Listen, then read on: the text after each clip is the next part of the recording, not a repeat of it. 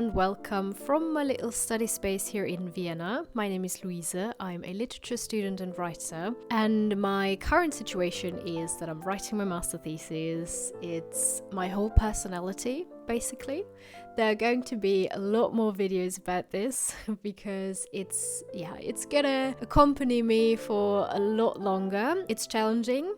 It's also very interesting, and I am questioning myself a little bit for deciding to take the path of studying at all.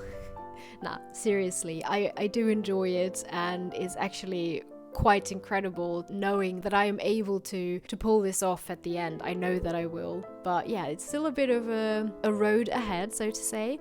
And I had the recent revelations on my master thesis and things that I think are maybe helpful for you as well. It is the 13th of February and I have now almost written 5 pages, so progress is happening. I just came across a website that I had saved a long time ago, in the early stages of my research for the thesis, and I had completely forgotten about it, but it's incredible, and I think it would have helped me so much during my research to make the decision which authors I want to focus on. It's called PMB. It's basically a data bank for authors from around 1900 in Vienna, so this is their pure focus, and it's also connected to other projects that are also digitalized. So for example, this is not the best way to film this, but just for a short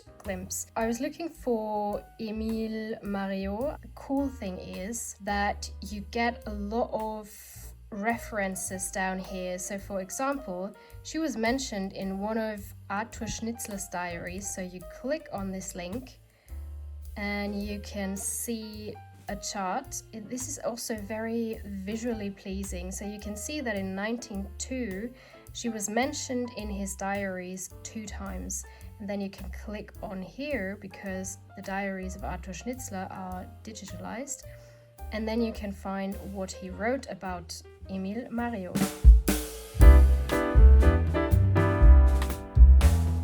The first point is something that I already mentioned in a previous video, and it is that to-do lists can be very overwhelming and sometimes counterproductive. I always wrote down a lot of to-do lists with things that I have to do for my master theses, and I think to-do lists are a great tool and I'm not against it or anything, but I am a bit delusional sometimes with my to-do lists, and I write down things that are simply not realistic. So I feel like tomorrow I'm gonna write, 50 pages, and then I have so many moments where I realize this is absolutely not possible to finish in one day or in a week. So I started to write down one thing on my to-do list for each day.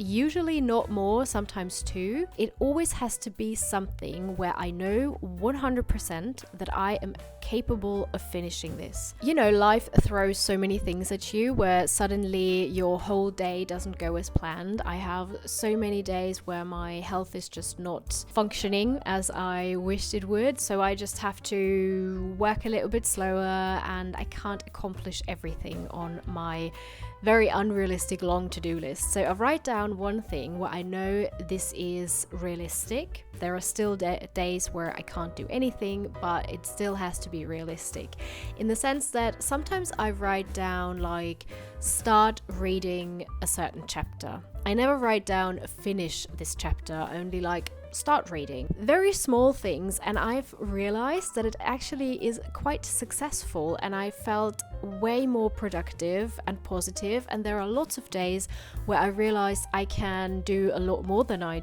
wrote it down on my to-do list.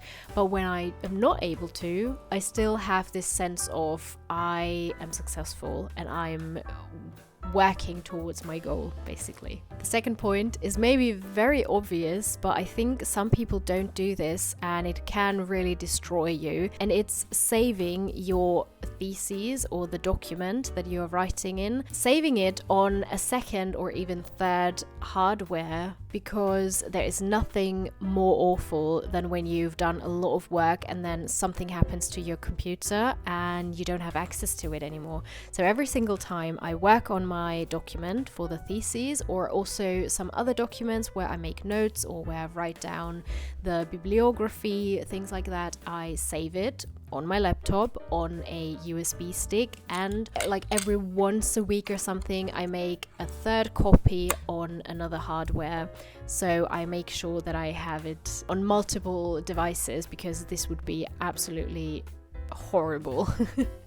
So I think if you don't do this already, just keep in mind that this is something worth doing. And I like USB sticks because they are so handy and small, and you can always just put it in. It just takes a second to save it on there.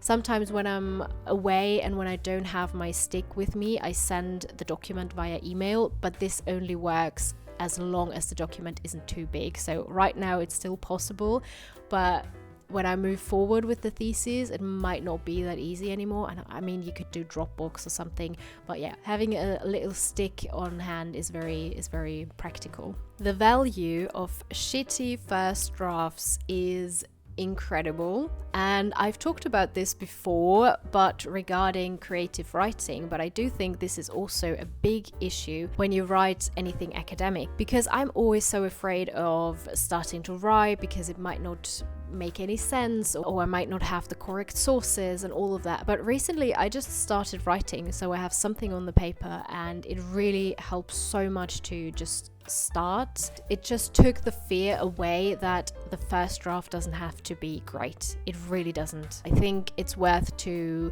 have this in your mind, that whatever you write down for the first time, it can be absolutely shitty and it doesn't matter. The next point is to talk about it, to talk about your process and all the big question marks that you might be dealing with. I've realized this because I had this master course where we were able to discuss our thesis with other students and with one professor who helped us. I had a lot of dead ends with the authors that I wanted to include into my thesis. I was very unsure what I would like to do, and I felt like no one is so invested in the topic that I have because it's very specific, so who am I going to talk about it? But I've realized a lot of people in my surrounding were actually quite interested, and even though they have absolutely no clue what I'm talking about most of the time, it really helps to organize my thoughts. I came to very good conclusions about certain things where I was very, very confused, like the authors that I want to work with.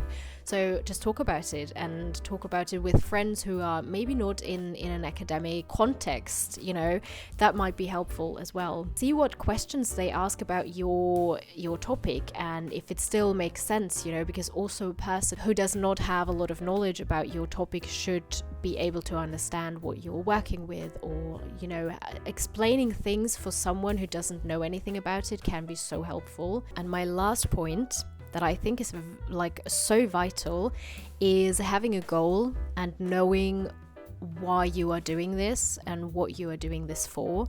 I mean, obviously it's to finish your master, or maybe you are still in your bachelor or whatever, because it's you do it to finish your degree. That's obvious, and that is already a pretty good goal, but maybe you can extend it and think a little bit further why you are doing this. I always envision that feeling that I will have when I accomplish my thesis and when I'm done with it. And I've done this with so many projects before, and sometimes I also write it down on a post-it and put it somewhere where I can see it around my desk, to imagine that feeling once I'm done, because I know it will feel so brilliant. I will probably also feel very empty, but like, let's focus on the positive aspects here.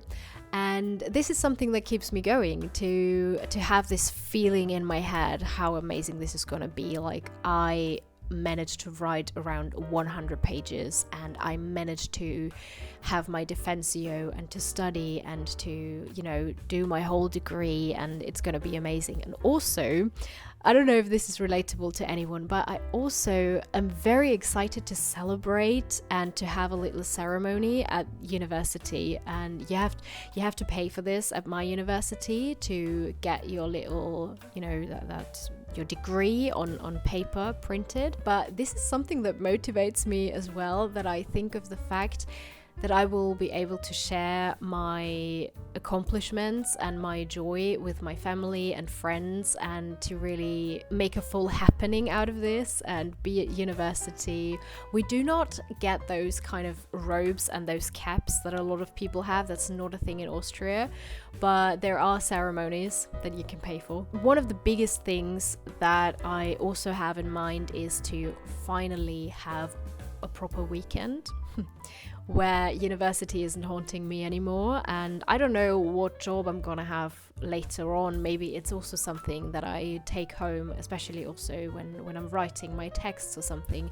There is no like schedule, it's no 9-to-5 job or anything.